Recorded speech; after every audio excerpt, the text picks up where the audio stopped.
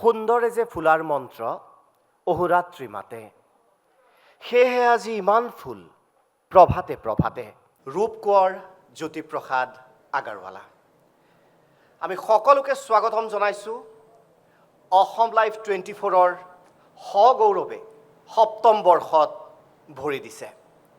চাওঁতে চাওঁতে থুনুক থানাক মাতেৰে এখোজ দুখোজকৈ 7 বছৰীয়া হ'ল আপোনাৰ আমাৰ সকলোৰে মৰমৰ অসম লাইভ 24। এই যাত্ৰাকেই আমি উদযাপন কৰিব বিচাৰিছোঁ আমাৰ মঞ্চত, আৰু আশা কৰিছোঁ এই যাত্ৰাৰ আপোনালোক সকলো সহযাত্ৰী হ'ব। এই পবিত্ৰ ক্ষণ, এই মহান অনুষ্ঠানৰ পবিত্ৰ ক্ষণ, এই শুভ মুহূৰ্ত আমি আৰম্ভ কৰিব বিচাৰিছোঁ গুৰুজনাৰ সৃষ্টি বৰগীতেৰে। আমি প্ৰথমতেই আপোনালোকৰ সন্মুখত আগবঢ়াব বিচাৰিছোঁ এভাগী বৰগীত। আমি মঞ্চলৈ আমন্ত্ৰণ জনাইছোঁ কণ্ঠশিল্পী শৰৎ ৰাগক। এই বৰগীত ভাগত মাধৱদেৱ গুৰুজনাই বালক শ্ৰীকৃষ্ণৰ যি ৰূপৰ বৰ্ণনা, যি সুন্দৰ ৰূপৰ বৰ্ণনা ইয়াত সুন্দৰভাৱে তেখেতে বৰ্ণনা কৰি থৈ গৈছে। আৰু তেখেতে শেষত মাধৱদেৱ গুৰুজনাই কৈছে যে ভগৱন্ত শ্ৰীকৃষ্ণৰ অৰ্থাৎ কানাইৰ যি কমল মুখ, যি মুখৰ বৰ্ণনা কৰিছে ইয়াত, এই বিশ্ব ব্ৰহ্মাণ্ডত আৰু হয়তো কোনো এনেকুৱা জীৱ বা বস্তু নাই যি ভগৱন্ত শ্ৰীকৃষ্ণৰ ৰূপৰ লগত তুলনা কৰিব পাৰে। আৰু গুৰুজনাই কৈছে যে ভগৱন্ত শ্ৰীকৃষ্ণ আমাৰ মনত আছে, গতিকে সকলোৰে মনত আজি বিৰাজমান। সকলোৰ ফালৰ পৰা ভগৱন্ত শ্ৰীকৃষ্ণৰ শ্ৰীচৰণত সেৱা জনাইছোঁ আৰু আমি বৰগীত ভাগ আৰম্ভ কৰিবলৈ লৈছোঁ। কৃষ্ণ।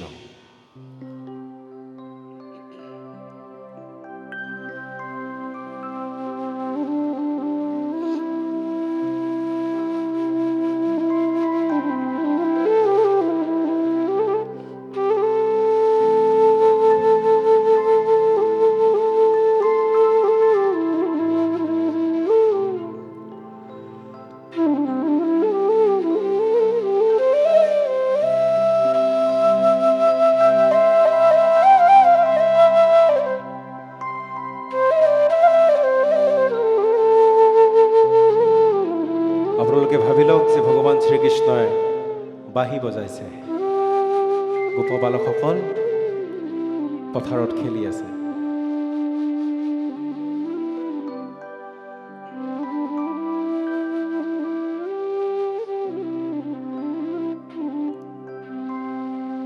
হৰি ৰাম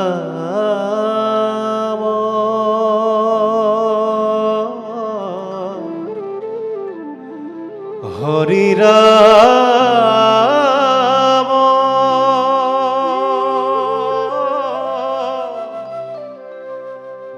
হৰি ৰাম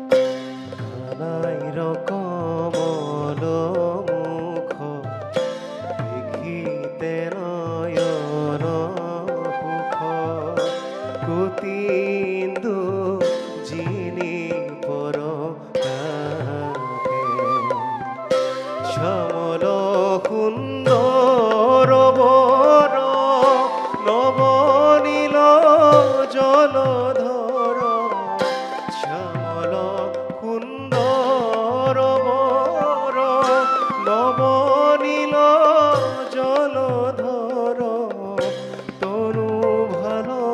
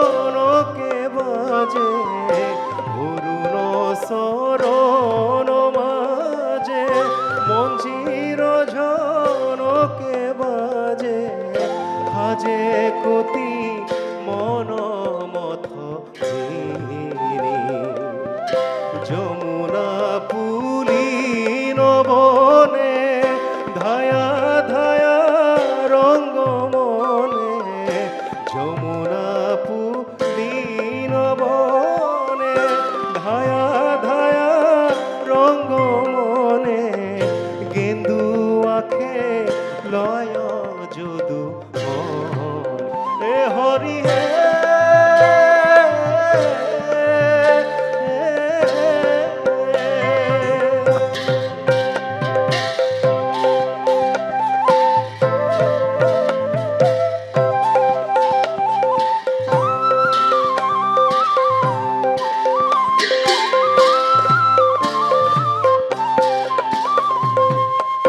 বেজিয়া বৈকুণ্ঠ সুখ লীলায় গোপের রূপ বেজিয়া বৈকুণ্ঠ সুখ লীলায় গোপের রূপ ধরি ধরি গোধন সদাই ভকত বৎসল দেব নাহি হরি সমকেব ভকত বৎসল দেব নাহি হৰি সমকেব মাধৱ দীন গুণ গাই কানাইৰ কমল মুখ দেখিতে নয়ন সুখ গতিন্দু যিনি পর আখে শ্যামল সুন্দর বর নবনীল জলধর শ্যামল সুন্দর বর নবনীল জলধর তরু ভালো কোহে পিত তরু ভালো কোহে পিত তরু ভালো কোহে পিত এ হরি হে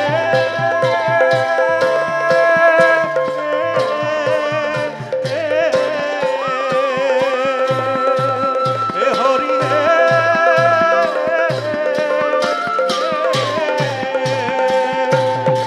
এ হরি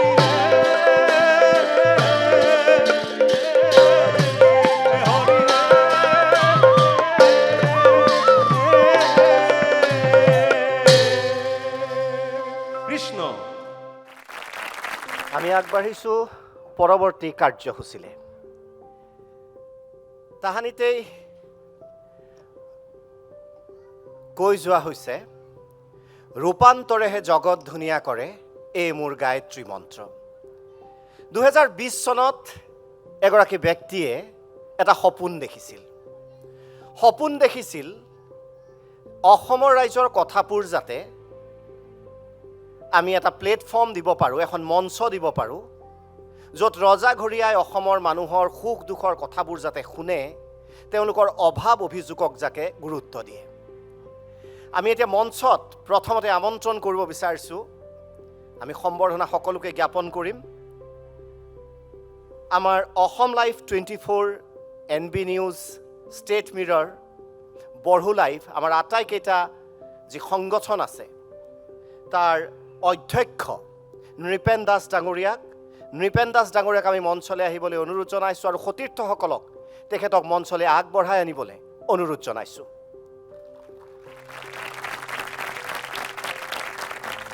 জন্মসূত্ৰে লাভ কৰিছিল সেই সাহস, কাৰণ ব্ৰিটিছৰ বিৰুদ্ধে চকুত হৈ পিতৃ মুক্তিযুঁজাৰু প্ৰয়াত উপেন চন্দ্ৰ দাস ডাঙৰীয়াই জঁপিয়াই পৰিছিল ব্ৰিটিছৰ বিৰুদ্ধে।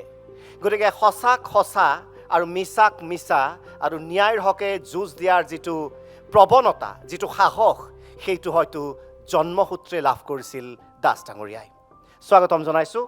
এইবাৰ আমি আমাৰ এই অনুষ্ঠানত মঞ্চত আমি আমন্ত্ৰণ কৰিব বিচাৰিছোঁ অসম লাইভ 24ৰ পৰিচালন সঞ্চালিকা মন্তি দাস বাইদেউক, নৃপেন দাস ডাঙৰীয়াৰ সহধৰ্মিনী, পৰিচালন সঞ্চালিকা অসম লাইভ 24।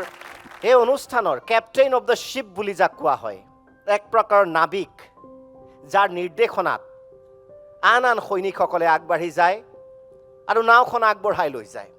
আমি মঞ্চত আমন্ত্ৰণ কৰিব বিচাৰিছোঁ অসম লাইভ 24ৰ মুখ্য পৰিচালন সঞ্চালক ঋতুস্মিন শৰ্মা ডাঙৰীয়াক।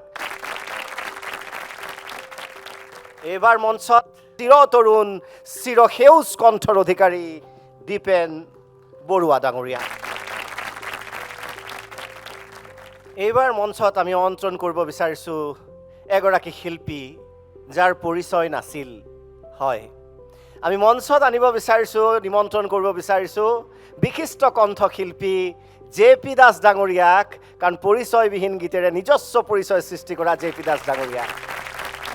ডক্টৰ পূৰ্ণিমা দেৱী বৰ্মন বাইদেউক, তেখেতক আমাৰ সতীৰ্থসকলক আগবঢ়াই আনিবলৈ অনুৰোধ জনালোঁ। আমি মঞ্চত আমন্ত্ৰণ কৰিব বিচাৰিছোঁ অসমৰ বিশিষ্ট অধিবক্তা, জ্যেষ্ঠ অধিবক্তা অংশুমান বৰা ডাঙৰীয়াক, তেখেতক মঞ্চলৈ আগবঢ়াই আনিবলৈ অনুৰোধ জনাইছোঁ। সুলেখা বসুমতাৰী বাইদেউ, আপোনাকো মঞ্চত আহিবলৈ অনুৰোধ জনাইছোঁ, সতীৰ্থসকলে যাতে তেখেতক মঞ্চলৈ আগবঢ়াই আনে। BTCৰ EM আখতাৰা বেগম বাইদেউক মঞ্চলৈ আহিবলৈ অনুৰোধ জনাইছোঁ। বিশিষ্ট সমাজকৰ্মী অপূৰ্ব অধিকাৰী ডাঙৰীয়া আমাৰ সৈতে আছে, তেখেতকো আমি মঞ্চত আহিবলৈ অনুৰোধ জনাইছোঁ। সতীৰ্থসকলক তেখেতক আগুৱাই আনিবলৈ অনুৰোধ জনাইছোঁ। অসম লাইভ 24ৰ সৈতে জড়িত হৈ থকা এগৰাকী ব্যক্তি, মই আকৌ কৈছোঁ বয়স কম কিন্তু যথেষ্ট প্ৰতিভা আৰু অভিজ্ঞতা। আমাৰ অসম লাইভ 24ৰ সঞ্চালক ধ্ৰুৱজ্যোতি দাস ডাঙৰীয়াক আমি মঞ্চলৈ আহিবলৈ অনুৰোধ জনাইছোঁ। আমি এইবাৰ মঞ্চত আমন্ত্ৰণ কৰিব বিচাৰিছোঁ অসমৰ এগৰাকী বিশিষ্ট চিকিৎসক ডক্টৰ প্ৰমোদ কুমাৰ শৰ্মা ডাঙৰীয়াক। কৈলাশ শৰ্মা ডাঙৰীয়াক আমি মঞ্চত আহিবলৈ অনুৰোধ জনাইছোঁ, তেখেতক সতীৰ্থসকলক আগবঢ়াই আনিবলৈ অনুৰোধ জনাইছোঁ। প্ৰথমতে আমি সম্বৰ্ধনা জ্ঞাপন কৰিব বিচাৰিছোঁ অসম লাইভ 24ৰ অধ্যক্ষ নৃপেন দাস ডাঙৰীয়াক। সম্বৰ্ধনা জ্ঞাপন কৰিছে নৃপেন দাস ডাঙৰীয়া। ফুলৰ থোপা আৰু ফুলাম গামোচাৰে তেখেতক সম্বৰ্ধনা জ্ঞাপন কৰা হৈছে। এইবাৰ আমি মন্তি দাস বাইদেউক, পৰিচালন সঞ্চালক অসম লাইভ 24, তেখেতক আমি সম্বৰ্ধনা জ্ঞাপন কৰিম। এয়া শান্তনু মহন্তই তেখেতক সম্বৰ্ধনা জ্ঞাপন কৰিছে। আমাৰ মাজত থকা ঋতুস্মিন শৰ্মা ডাঙৰীয়াক আমি এইবাৰ সম্বৰ্ধনা জ্ঞাপন কৰিম, অসমীয়া সংবাদ জগতৰ এটা চিনাকি নাম। আমি এইবাৰ সম্বৰ্ধনা জ্ঞাপন কৰিব বিচাৰিছোঁ এয়া জোনজ্যোতি দত্ত বৰাই সম্বৰ্ধনা জ্ঞাপন কৰিছে দীপেন বৰুৱা ডাঙৰীয়াক। ডক্টৰ পূৰ্ণিমা দেৱী বৰ্মন বাইদেউক জোনজ্যোতি দত্ত বৰাই সম্বৰ্ধনা জ্ঞাপন কৰিছে ডক্টৰ পূৰ্ণিমা দেৱী বৰ্মন বাইদেউক। আমি এইবাৰ সম্বৰ্ধনা জ্ঞাপন কৰিব বিচাৰিছোঁ বিশিষ্ট তথা জ্যেষ্ঠ অধিবক্তা গুৱাহাটী উচ্চ ন্যায়ালয়ৰ অংশুমান বৰা ডাঙৰীয়াক। আমি এইবাৰ বিশিষ্ট কণ্ঠশিল্পী সুলেখা বসুমতাৰী বাইদেউক, কুমাৰজিৎ শৰ্মাই সম্বৰ্ধনা জ্ঞাপন কৰিব বাইদেউক। এয়া কুমাৰজিৎ শৰ্মাই সম্বৰ্ধনা জ্ঞাপন কৰিছে বাইদেউক। সম্বৰ্ধনা জ্ঞাপন কৰিব বিচাৰিছোঁ বিশিষ্ট সমাজকৰ্মী অপূৰ্ব অধিকাৰী ডাঙৰীয়াক। সমাজৰ লগত ওতঃপ্ৰোতভাৱে জড়িত, মানুহে মানুহৰ বাবে যদি অকণো নেভাবে।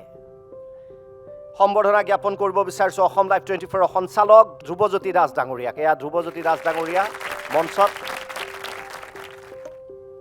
BTCৰ EM আখতাৰা বেগম বাইদেউক। শপত গ্ৰহণ কৰি যথেষ্ট একশ্যন মুডত আছিল বাইদেউ। আমি এইবাৰ সম্বৰ্ধনা জ্ঞাপন কৰিছোঁ প্ৰমোদ কুমাৰ শৰ্মা ডাঙৰীয়া। আমি কৈলাশ শৰ্মা ডাঙৰীয়াকো সম্বৰ্ধনা জ্ঞাপন কৰিছোঁ। JP দাস ডাঙৰীয়াকো আমি সম্বৰ্ধনা জ্ঞাপন কৰিম। সম্বৰ্ধনা হাত চাপৰি কম হৈছে। কোৱা হয় আন্ধাৰ যিমানেই গভীৰ হয় পুৱা সিমানেই ওচৰত থাকে। আন্ধাৰক বিদায় দিব চেষ্টা কৰিম। আমাৰ মাজত থকা আন্ধাৰবোৰক আঁতৰাবৰ বাবে নৱপ্ৰভাতৰ বাবে বন্তি প্ৰজ্বলন অনুষ্ঠানলৈ আগবাঢ়িম। আমি আটাইকেইগৰাকী অতিথিক বন্তি প্ৰজ্বলনৰ বাবে আগবাঢ়ি যাবলৈ অনুৰোধ জনাইছোঁ। সতীৰ্থসকলক তেখেতক আগবঢ়াই নিবলৈ অনুৰোধ জনাইছোঁ। পোহৰ মানে আশা, পোহৰ মানে আগবাঢ়ি যোৱাৰ এক নতুন পথ। বন্তি প্ৰজ্বলন অনুষ্ঠান।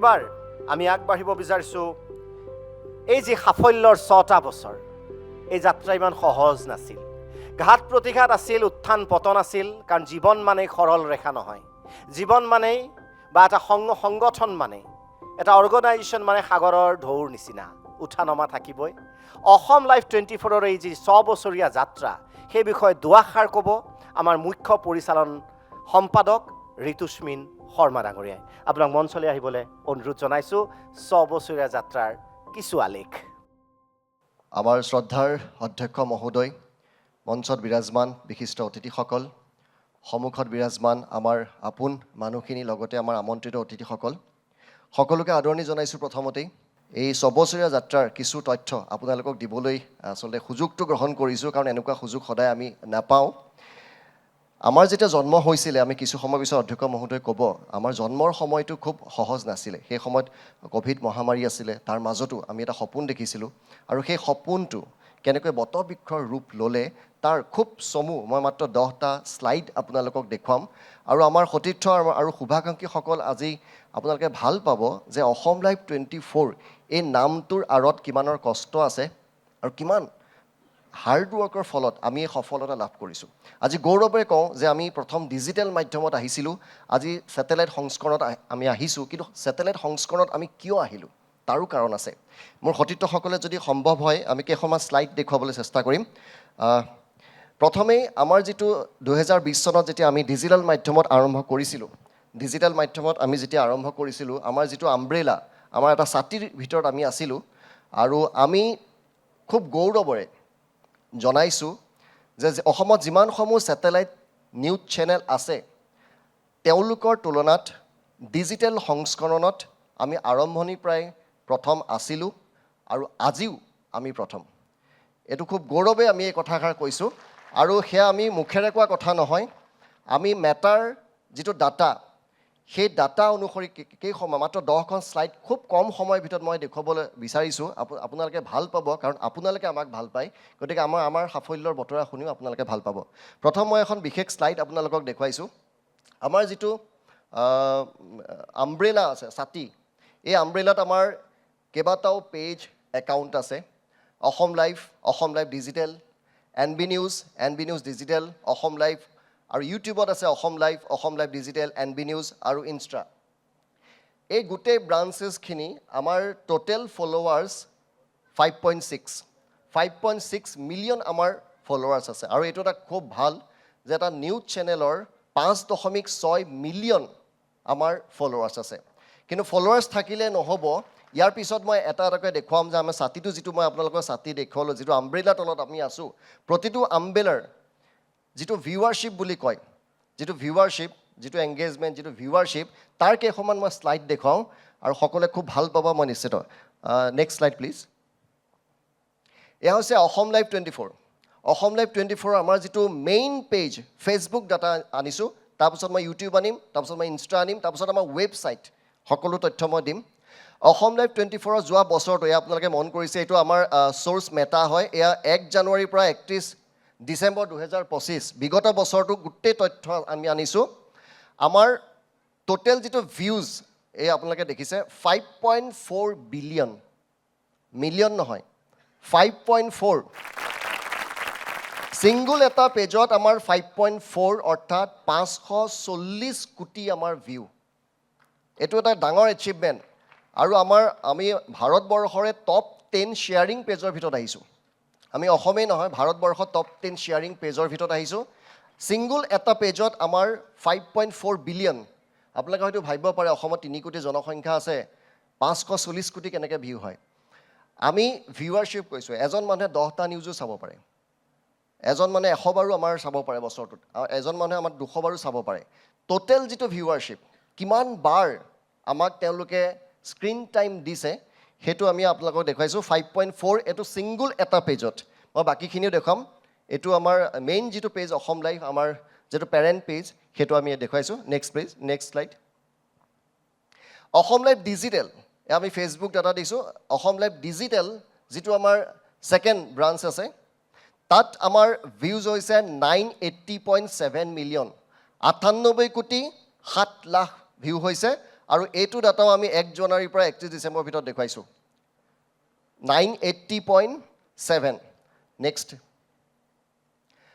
আমাৰ NB নিউজ বুলি এটা চেনেল আছে আমাৰ নিজৰে ভগ্নী সংগঠন NB নিউজৰ যিটো ছ'চিয়েল মিডিয়া মেইন পেজ সেইটো আমি দেখুৱাইছোঁ এটা বছৰত 174.4 মিলিয়ন ভিউ বহুতৰ বাবে এইটো মানে কল্পনাৰ অগোচৰ আৰু সেইটো আমি এচিভ কৰি দেখুৱাইছোঁ আমাৰ সতীৰ্থসকলৰ সহযোগত আমি সেইটো এচিভ কৰি দেখুৱাইছোঁ আমি কিয় অপ্ৰতিদ্বন্দ্বী কিয় আমি ছেটেলাইট সংস্কৰণত আহিছোঁ সেইখিনি ক'বলৈ যাওঁতে এই তথ্যখিনি মই দি লৈছোঁ আমি নেক্সট NB নিউজৰ আৰু এটা আমাৰ পেজ আছে NB news digital next NB news ডিজিটেলত আমাৰ 51.6 মিলিয়ন ভিউ হৈছে 1 year নেক্সট আমি সেইটো আপোনালোকক দিলোঁ ফেচবুকৰ আৰু ফেচবুক প্ৰধানতঃ অসমত ফেচবুক প্ৰধানতঃ নিউজৰ ক্ষেত্ৰত যথেষ্ট ব্যৱহাৰ হয় এবাৰ আমি ইউটিউবলৈ আহিছোঁ ইউটিউবৰ যিটো আমাৰ পেৰেণ্ট একাউণ্ট আছে অসম লাইভ 24 287.2 মিলিয়ন আৰু এইটো ইউটিউবৰ ডাটা এইটো আমাৰ ডাটা নহয় 287 আপোনালোকে যদি দেখিছে 0.2 মিলিয়ন 1 yearত হৈছে এইটো এটা আমাৰ কাৰণে ডাঙৰ এচিভমেণ্ট ইউটিউবত সাধাৰণতে নিউজ পেজৰ বা নিউজ একাউণ্টৰ এনেকুৱা ভিউ নহয় সাধাৰণতে এণ্টাৰটেইনমেণ্টত বেছি হয় কিন্তু আমি সেইটো কৰি দেখুৱাইছোঁ আমি সেইটো ব্ৰেক কৰিছোঁ অসমত নেক্সট ইউটিউবত যিটো আমাৰ অসম লাইভ 24 ডিজিটেল আছে তাত 42 মিলিয়ন আমাৰ তাত ভিউ হৈছে last year next NB news ডিজিটেলৰো আমাৰ এটা ইউটিউব চেনেল আছে এইটো এটা সৰু পেজ আমাৰ তাতো 183.1 মিলিয়ন ভিউ কোনো বেলেগ কোনো ছেটেলাইট চেনেল এইটো অন ৰেকৰ্ড মই কৈছোঁ আমাৰ কাষে চাপিব পৰা নাই নেক্সট অসম লাইভ ইনষ্টা নতুন প্ৰজন্মৰ মাজত যথেষ্ট জনপ্ৰিয় আমি ইনষ্টাটো কিছু দেৰিকৈ আৰম্ভ কৰিছিলোঁ তথাপিতো আৰম্ভ কৰাৰ লগে লগে বৰ্তমান 111K ফলোৱাৰ্ছ হৈছে এইটো এটা আমাৰ কাৰণে ডাঙৰ কিন্তু আমাৰ ফলোৱাৰ্ছ যদিও কম আমাৰ যিটো ভিউজ 487 মিলিয়ন ভিউজ হৈছে ইনষ্টাটো আমি জেনজি সকলৰ বাবে বুলি কওঁ তেওঁলোকেও আমাক আদৰি লৈছে নেক্সট এইটো আমাৰ নিজৰ অসম লাইভ 24.com আমাৰ ৱেবছাইট এইটো আমাৰ নিজৰ ৱেবছাইট হয় ৱেবছাইট মানুহে খুলি চায় www.asomlive24.com মাৰি খুলি চোৱা হিটছ 5.92 মিলিয়ন হিটছ আগতে আমি কওঁ এখন বাতৰি কাকত 50,000 ভিউজ হয় 50,000 মানুহে ক্ৰয় কৰে 1 লাখ চাৰ্কুলেশ্যন আছে সেইবিলাক আমি ক'ৰবাতে এৰি থৈ আহিছোঁ আমাৰ যিটো ৱেবছাইট হিটছ আমাৰ 5.92 আৰু এইটো গুগল এনালাইটিক্সৰ জিএ ডাটা এইটো আমি গ্ৰাফছটো আপোনালোকক দেখুৱাই দিছোঁ কোন মাহত কিমান আছে কমপ্লিট পাব গ্ৰাফছটো আমি দি দিছোঁ এইটো জিএ ডাটা এইটো আমাৰ ডাটা নহয় নেক্সট আৰু এইটো আমি খুব বুকু ডাঠ কৰি এই কথাষাৰ আমি আপোনালোকক ক'ব বিচাৰিছোঁ টোটেল ভিউজ আমাৰ 2025 চনটোত আমাৰ যিটো ভিউজ 7.8 বিলিয়ন 780 কোটি আটাইকেইটা ব্ৰাঞ্চ লৈ আৰু এইটো উত্তৰ পূবতে এটা ৰেকৰ্ড আৰু সেই ৰেকৰ্ড আমি কৰিছোঁ আৰু ভাবোঁ আমাৰ সতীৰ্থসকলৰ যথেষ্ট অৰিহণা আছে আমি যিসকল টেলিভিশ্যনৰ সন্মুখত আহি থাকোঁ খুব 10-15জন মানুহকে হয়তো আপোনালোকে দেখি থাকে কিন্তু আমাৰ টীমটো ইমান ডাঙৰ আমাৰ 487 গৰাকী কৰ্মী আছে 487 আমাৰ কৰ্মী আছে সকলোৱে দিন ৰাতি কাম কৰে যাৰ বাবে আমি সফলতা পাইছোঁ নিঃসন্দেহে অধ্যক্ষ মহোদয়ৰ আশীৰ্বাদ আমাৰ আছে তেওঁৰ হাতখন আমি যি বিচাৰোঁ সকলো দিছে টেকন'লজিকেলি আমি যথেষ্ট আগবঢ়া উন্নত যিবিলাক নেশ্যনেল মিডিয়া যিবিলাক ছফ্টৱেৰ ইউজ কৰে আজিকালি সকলোৱে জানে যে এইটো এটা টেকন' জাৰ্নেলিজিম হৈ গৈছে এতিয়া আমাৰ সকলো আছে আমি কোনো ক্ষেত্ৰতে পিছ পৰি থকা নাই আপুনি নেশ্যনেল যি চেনেলত যি ছফ্টৱেৰৰ কথা কয় আমি যি বিচাৰিছোঁ সকলো দিছে আৰু এই যিটো আমি মৰম পালোঁ আপোনালোকৰ 780 কোটি ভিউ মই ভাবোঁ যে এইটো এটা সাধাৰণ কথা নহয় আপোনালোকৰ মৰম আছে আৰু এই মৰমে আমাক আচলতে এটা অনুপ্ৰেৰণা জনালে আমাক আগুৱাই যাবলৈ তাৰপিছত আমি চিন্তা কৰিলোঁ যে আমি ছেটেলাইট সংস্কৰণত যাওঁ তাৰপিছতেই আমি অসম লাইভ আমি লঞ্চ হৈছিলে 22 ছেপ্টেম্বৰ আমি জুবিন গাৰ্গৰ সেই ঘটনাটোৰ 3 দিন পিছতেই আমি লঞ্চ কৰিছিলোঁ এই কাৰণেই কাৰণ আমি যেতিয়া লাইচেঞ্চখন পাওঁ আমি আগতে সেইটো ঠিক কৰোঁ আমি সেইদিনা লঞ্চ কৰিবই লাগে আমি মোটামুটি আনুষ্ঠানিকতা একো কৰা নাছিলোঁ জাষ্ট আমি ছুইচটো অন কৰিছিলোঁ তো 22 তাৰিখৰ পৰা এটা খুব বেবী অসম লাইভ 24 এটা বেবী চেনেল একদম কেঁচুৱা কিন্তু মই এইটো কথাৰ প্ৰতিশ্ৰুতি দিছোঁ চেনেলটো মুখ্য পৰিচালক সম্পাদক হিচাপে অহা বছৰ এটা বছৰৰ পিছত যেতিয়া আমি এই ঠাইত হয়তো লগ পাম তেতিয়া আমি ডিজিটেলত যিটো ডাটা আমি আপোনালোকক দেখুৱাইছিলোঁ সেই ডাটা আমি ছেটেলাইট চেনেলতো আপোনালোকক দেখুৱাম সেই প্ৰতিশ্ৰুতি থাকিলে আৰু সকলোৰে পুনৰবাৰ ধন্যবাদ জ্ঞাপন কৰিছোঁ আমাৰ সতীৰ্থসকলৰ বাবে তেওঁলোকৰ কষ্টৰ বাবে এটা ডাঙৰকৈ হাত চাপৰি হ'ব লাগে থেংক ইউ 6 বছৰীয়া যাত্ৰা আছিল ইতিমধ্যে ঋতুস্মিন শৰ্মা ডাঙৰীয়াই ক'লে আমি এটা এভি আপোনালোকক এইবাৰ দেখুৱাব বিচাৰিছোঁ এই 6 বছৰীয়া যাত্ৰাৰ মই কৈছিলোঁৱে যে আছে বহু উত্থান পতনৰ কাহিনী হাঁহি বিষাদৰ বহু গাথা গতিকে এভিটো আমি যদি সাজু কৰিছোঁ সকলোৰে বাবে অসম লাইভ 24ৰ এই যাত্ৰাৰ এটা এভি आज रात 12 बजे से संपूर्ण लॉकडाउन होने जा रहा है বিশ্বত এতিয়া বিবৰ্ণ চৌদিশে কোভিড-19ৰ আতংক এক ৰুদ্ধশ্বাস পৰিস্থিতি দেশে দেশে স্থবিৰতা সংবাদ ক্ষেত্ৰলৈ আহিলে প্ৰবল প্ৰত্যাহ্বান বজ্ৰগৰ্ভ বিশ্ব এই প্ৰবল প্ৰত্যাহ্বানৰ মাজতো অসমৰ সংবাদ ক্ষেত্ৰলৈ আগবাঢ়ি আহিছিল ৰাজ্যৰ এগৰাকী প্ৰখ্যাত উদ্যোগপতি নৃপেন দাস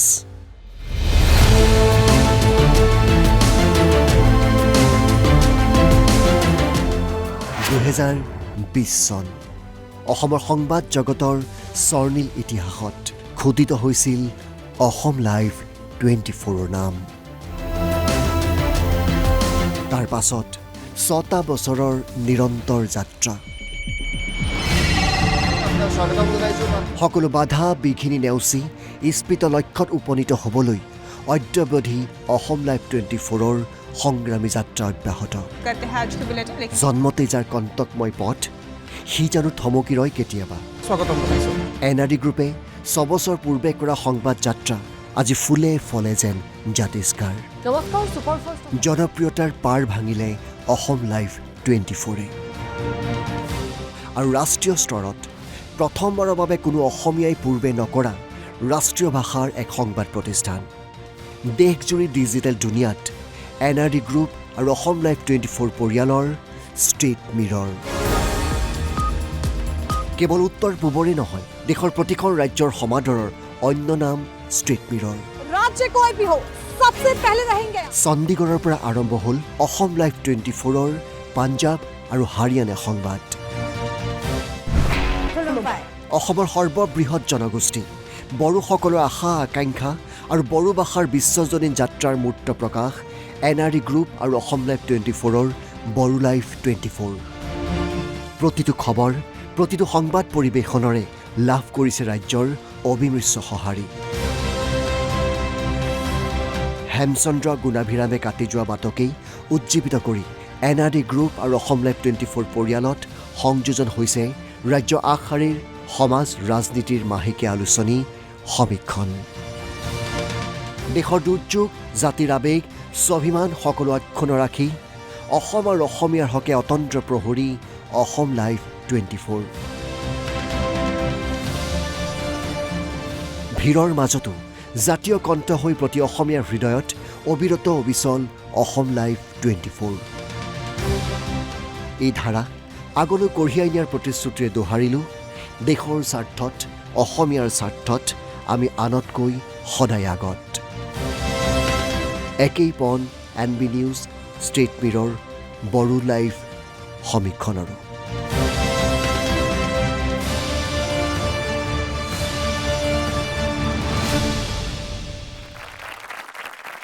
দেশ আৰু জাতিৰ হকে আমাৰ এই অনিৰুদ্ধ যাত্ৰা অব্যাহত থাকিব চিৰদিন চিৰকাল লাগে মাথো কেৱল আপোনালোকৰ সহযোগিতা এক মাহেন্দ্ৰখনলৈ আগবাঢ়িছোঁ সংস্কৃতিৰ ক্ষেত্ৰত বিশেষ ব্যক্তিলৈ আমি আগবঢ়াইছোঁ জীৱনজোৰা সাধনা বঁটা তাৰে প্ৰথমগৰাকী ব্যক্তিৰ বিষয়ে মই আকৌ কৈছোঁ মই এটা গানৰ কলি 4টা শাৰী গুণগুণাই দিছোঁ মই নিশ্চিত ইয়াত বহি থকা প্ৰত্যেকেই জানে প্ৰত্যেকেই গুণগুণাব মোৰ সৈতে কাৰণ এই গানৰ সৈতে অসমীয়া জাতিৰ আৱেগিক সম্পৰ্ক আছে পৰিচয়বিহীন যাযাবৰ লগৰী অকলশৰীয়া মই। গতিকে জে পি দাস ডাঙৰীয়া এই গানটো বুলি ক'লে বহু গানৰ স্ৰষ্টা, কিন্তু এই গানটো গোৱাৰ লগে লগে, এই গানৰ কলিটো অহাৰ লগে লগে আমি সকলোৱে আচলতে এক অচিন নষ্টালজিয়া হৈ পৰোঁ আৰু আমি গৌৰৱ বোধ কৰিছোঁ। জে পি দাস ডাঙৰীয়াক আমি যেতিয়া বঁটা প্ৰদান কৰিম, আমি নিশ্চিত যে আমাৰ বঁটাটো বিশেষ হৈ যাব, যিহেতু এখেতে গ্ৰহণ কৰিম বুলি ইতিমধ্যে তেখেতে সন্মতি প্ৰদান কৰিছে।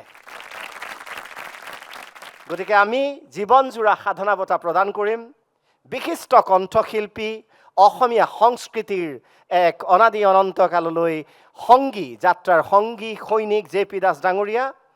আৰু এই বঁটাত থাকিব গামোচা, চেলেং, এখন শৰাই, পিতলৰ জাপি, কলহ, স্মাৰক, প্ৰশস্তি পত্ৰ আৰু চেক। কিন্তু তাৰ পূৰ্বে এইগৰাকী মহিয়ানৰ জীৱন যাত্ৰাৰ কিছু অংশ দৃশ্য শ্ৰাব্যৰ জৰিয়তে, যিটো কোৱা হয় হাতী মাৰি ভুৰুকাত ভৰোৱা, আমি ক্ষুদ্ৰ প্ৰয়াস কৰিছোঁ মহিয়ান আপোনাৰ জীৱনৰ বৰ্ণিল পৰিক্ৰমাৰ কিছু মুহূৰ্ত আমি ধৰি ৰখাৰ। আমি এটা দৃশ্য শ্ৰাব্য চাওঁ, কাৰণ এখেতৰ বিষয়ে মই যিমান ক'ম শব্দ মোৰ হেৰাই থাকিব। এয়া দৃশ্য শ্ৰাব্য জে পি দাস ডাঙৰীয়া। মই যেনে ৰ'দৰ বিলাপ শব্দৰ সমুদৰ। মোৰ বিনতি তৰা হয় যদি সন্ধিয়াৰ আকাশত পৰিচয়বিহীন যাযাবৰ লগৰী, এনে অজস্ৰ গীতৰ সুৰকাৰ তেওঁ। মোৰ মিনতি তৰা হয় যদি তোমাৰ আকাশ চুব। তোমালে মোৰ মৰম কিমান মোক বুজিবা যিদিনা, এনে অজস্ৰ গীত নিগৰিছিল তেওঁৰ কণ্ঠত। মোক বুজিবা যিদিনা মই নেথাকিম সিদিনা। জন্ম যদিও ডিব্ৰুগড়ত, শিক্ষা আৰম্ভ হৈছিল শ্বিলঙত। চতুৰ্থ মানত থাকোঁতেই শাস্ত্ৰীয় সংগীতৰ মালকোষ ৰাগ পৰিৱেশন কৰি বিস্মিত কৰিছিল সংগীত বিচাৰকক। সেই বিস্ময়কৰ ল'ৰাজনেই এদিন জীপাল কৰি তুলিছিল অসমৰ সংগীত ক্ষেত্ৰক। তেওঁৰ সুৰ, তেওঁৰ কণ্ঠৰ আবেদনত বিভোৰ হৈছিল সংগীত অনুৰাগী। পিতৃ ধীৰেন্দ্ৰ দাস আৰু বীণাপাণি দাসৰ অনুপ্ৰেৰণাত আৰম্ভ হোৱা তেওঁৰ সংগীত যাত্ৰা আজিও থমকি ৰোৱা নাই। সংগীত আৰু সুহুৰি আমাৰ সকলোৰে মৰমৰ জে পি দাসৰ যেন এৰাব নোৱাৰা সম্পৰ্ক। গুৱাহাটী বিশ্ববিদ্যালয়ৰ পৰা সুখ্যাতিৰে উত্তীৰ্ণ হৈ 1969 চনত তেওঁ যোগদান কৰে আকাশবাণী গুৱাহাটী কেন্দ্ৰত। অনুষ্ঠানৰ কাৰ্যবাহী হিচাপে যোগদান কৰি আকাশবাণী কেন্দ্ৰৰ সহকাৰী কেন্দ্ৰ সঞ্চালক পদৰ পৰা অৱসৰ গ্ৰহণ কৰে। 1973 চনত হীৰা দাসৰ সৈতে বিবাহপাশত আবদ্ধ হোৱা এই সংগীত জ্যোতিৰ আছে 3 সুযোগ্য সন্তান।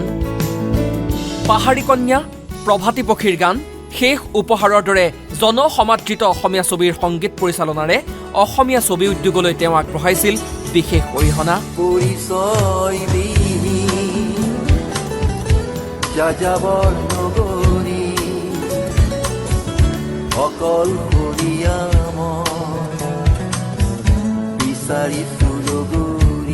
ছাত্ৰ দিনতে মিউজিকেল বেণ্ড জেট লাইনাৰ্ছ গঢ়ি তোলা জে পি দাসে দশক দশক ধৰি সংগীত সাধনা কৰি আহিছে। Oh darling, I love you so, don't you know that I do? True, till the leaves turn blue on the evergreen tree. Your kisses can make love bloom like an evergreen tree. এনে এগৰাকী ব্যক্তিত্বক Assam live 24 পৰিয়ালে জীৱনজোৰা সাধনা বঁটা আগবঢ়াই নিজকেই ধন্য মানিছো।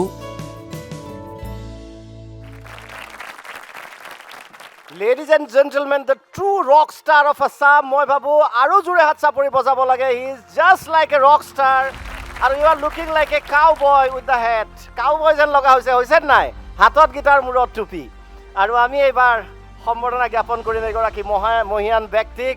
জীৱনজোৰা সাধনা বঁটা অসম লাইভ 24ৰ life time achievement award for J P Das ডাঙৰীয়া। Ladies and gentlemen, I think the first rock star of Assam, এই টাইটেলটো দিলে বেয়া নহ'ব, হ'ব জানো? Yes, এটা হাত চাপৰি, the first rock star of Assam, J P Das ডাঙৰীয়া।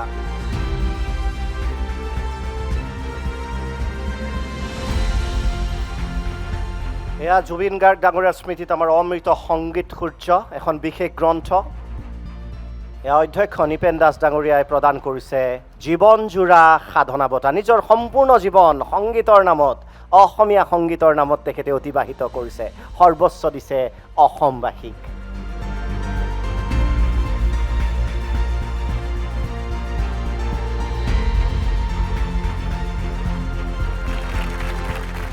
সাধনা বঁটা, সাধনা একচুৱেলি মানুহে নকৰে। ভাল কাম কৰিলে বা চিনচিয়াৰলি ভগৱানক সৰস্বতীক চাই পেলাই যদি কাম কৰে, সৰস্বতীৰ ওপৰত বিশ্বাস ৰাখি যদি কাম কৰে, তেতিয়া মানুহটোৱে সাধনা কৰিব দৰকাৰ নাই, সাধনা আহি যায়। মোৰ 80 বছৰ হ'বলৈ এবছৰ আছে, হয়তো 80 বা 81 হ'ম, 82 হ'ম। কিন্তু আজিৰ দিনৰ মোৰ বয়সটো হোৱা নাই।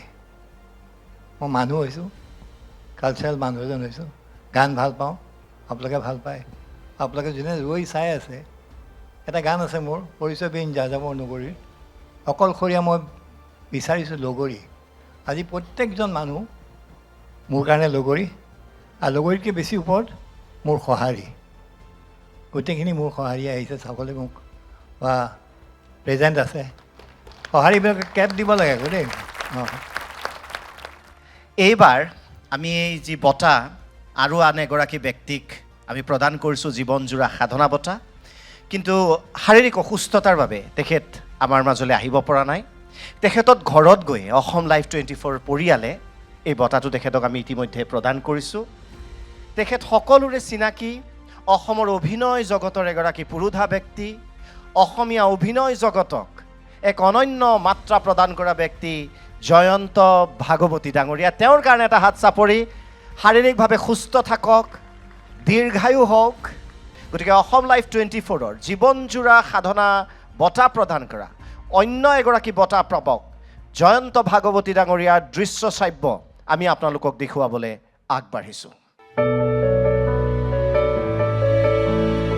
কোনে পাহৰিব দূৰদৰ্শনৰ ধাৰাবাহিক নামঘৰীয়া অথবা ঘৰত কোন আছে, দলঙৰ সিটোপাৰ নাই, ভোলা বাবাৰ দিনলিপিত জয়ন্ত ভাগৱতীয়ে কৰা সেই দুৰ্দান্ত অভিনয়। জানে নহয় সকলোৱে, যাকে সুধিবা সিয়ে ক'ব তুমি হ'বলা নতুন।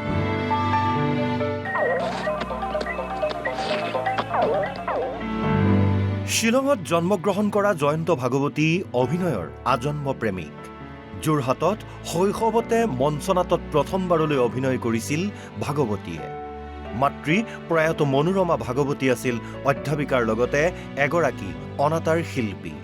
সেয়ে অনাতাঁৰ নাটৰ শিল্পী হোৱাৰ সপোন লৰালিতেই অংকুৰিত হৈছিল তেওঁৰ বুকুত। এনেদৰেই আগবাঢ়িছিল তেওঁৰ অভিনয় জীৱন। গুৱাহাটীৰ বিভিন্ন ক্লাব, বিদ্যালয়, মহাবিদ্যালয় হৈ পৰিছিল তেওঁৰ বাবে নাট্য পাঠশালা। 50খনৰো অধিক ৰেডিঅ' নাটক, অৰ্ধশতাধিক চুটি ছবি, টেলিফিল্মত সাৱলীল অভিনয়েৰে উচ্চ প্ৰশংসিত হৈছিল জয়ন্ত ভাগৱতী। গুৱাহাটী দূৰদৰ্শন কেন্দ্ৰৰ প্ৰথমখন নাট ভৱেন্দ্ৰনাথ শইকীয়াৰ সোণৰ খাৰু নালাগে মোকতো অভিনয় কৰাৰ সৌভাগ্য হৈছিল তেওঁৰ। ভাগৱতীৰ অভিনয় মঞ্চ দূৰদৰ্শনতেই সীমাবদ্ধ নাছিল। চুটি ছবি নতুবা টেলিফিল্মৰ সীমানাতো আবদ্ধ নাছিল তেওঁৰ অবিস্মৰণীয় শিল্পী প্ৰতিভা। সাগৰলৈ বহুদূৰ, কদম তলে কৃষ্ণ নাচে, দীনবন্ধু, জেতুকা পাতৰ দৰে এইবোৰ জনপ্ৰিয় ছবিটো ৰূপায়ণ কৰিছিল নিজ শৈলীৰ চৰিত্ৰ। একেদৰে মোহ মুক্তি, পত্নী, কইনা মোৰ ধুনীয়া, ককা দেউতাৰ ঘৰ জোঁৱাই, সৰু বোৱাৰীকে ধৰি বহু জনপ্ৰিয় ছবিত অভিনয়েৰে দৰ্শকৰ মনত সাজ বহুৱাই থৈছে ভাগৱতীয়ে। মোহ মুক্তি ছবিখনৰ বাবে জয়ন্ত ভাগৱতীয়ে লাভ কৰিছিল ৰাজ্যিক পুৰস্কাৰ। দূৰদৰ্শনৰ ধাৰাবাহিক নামঘৰীয়াত কৰা অনবদ্য অভিনয়ৰ বাবে অসম শিল্পী সমাজে তেওঁলৈ আগবঢ়াইছিল শ্ৰেষ্ঠ অভিনেতাৰ বঁটা। তেখেতসকলে খাই বৈ উঠাৰ পিছত মই তামোল পাণৰ বঁটাটো দি সুধিলোঁ, আমাৰ গাঁৱলীয়া খানাটো খাই আপোনালোকে বা কেনে পালে? কাহানিও বঁটাৰ পিছত দৌৰি নুফুৰা ভাগৱতীক বঁটাইহে যেন খেদি ফুৰিছিল। মঞ্চৰ পৰা ৰূপালী পৰ্দালৈ অভিনয়ৰ বাবে তেওঁ লাভ কৰিছে অলেখ বঁটা। পিছে কেৱল অভিনয়েই জয়ন্ত ভাগৱতীৰ শেষ পৰিচয় নহয়। তৰ্ক, আকস্মিক বক্তৃতা আৰু সংগীততো ৰুচি থকা ভাগৱতীৰ কাপৰ পৰা সৃষ্টি হৈছে কেইবাটাও জনপ্ৰিয় গীতৰ।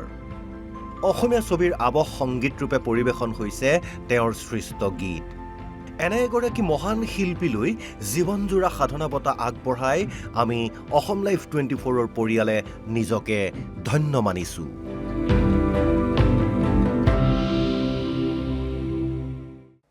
আৰু এই বঁটা আমি ইতিমধ্যে জনাইছোঁ আপোনালোকক যে ইতিমধ্যে আমি এই বঁটা তেখেতৰ বাসগৃহত আমি প্ৰদান কৰিছোঁ। আৰু তেখেতৰ এটা যি আমাৰ দৃশ্য শ্ৰাব্য আমি এক ৰেকৰ্ড কৰিছোঁ, তেখেতক বঁটা দিয়া যি মুহূৰ্ত, জয়ন্ত ভাগৱতী ডাঙৰীয়াৰ দৃশ্য শ্ৰাব্য আমি আপোনালোকক দেখুৱাবলৈ আগবাঢ়িছোঁ।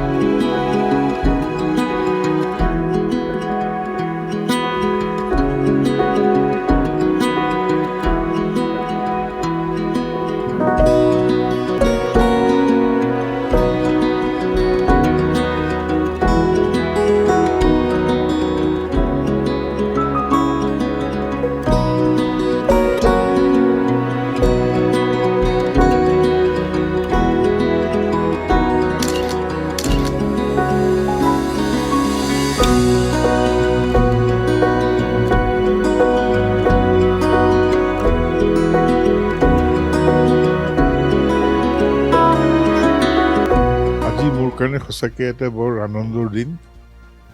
মোৰ বাসস্থানত অসম লাইভ 24ৰ আপোনালোক সকলো আহি উপস্থিত হৈছেহি। ইয়াৰ MD বন্ধুবৰ নৃপেন দাস প্ৰমুখ্যে, আন কৰ্মকুশলী সকলো আহিছে। স্বৰ্ণময় কৰি তুলিলে আপোনালোকে মোৰ প্ৰতি দেখুওৱা মৰম, চেনেহ, সাদৰ সম্ভাষণে মোৰ অন্তৰত এটা নতুন উদ্যম, নতুন প্ৰেৰণা জগাই তুলিলে।